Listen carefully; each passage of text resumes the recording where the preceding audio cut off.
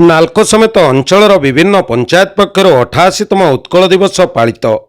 आज उत्कल दिवस यह अवसर में दामंजड़ी नाल्को पक्षर विश्वदानगर स्थित ऑडिटोरियम ठारे 88तम उत्कल दिवस पालित होईछि।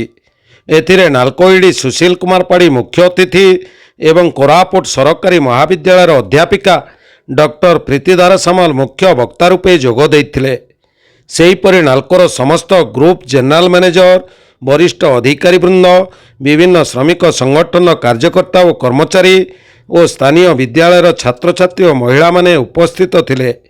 कार्यक्रम प्रारंभ में ओडिशार मौड़मणि प्रभु जगन्नाथ प्रतिमूर्ति निकट में प्रदीप प्रज्वलन कराजिबा सह स्वतंत्र उत्कल प्रदेश कर्णधार महापुरुष मान प्रतिमूर्ति श्रद्धांजलि अर्पण करा जायतिला।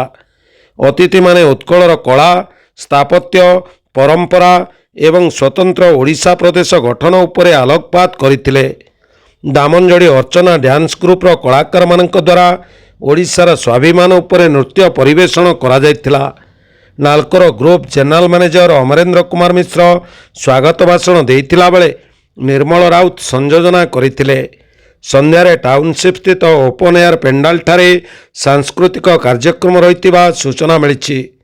सेहीपरि उत्कल दिवस अवसर में माथालपुर पंचायत पक्षर बस स्टाण्ड स्थित शहीद लक्ष्मण नायक प्रतिमूर्ति रे पुष्पमाल्य प्रदान सह श्रद्धांजलि अर्पण करा जायतिला।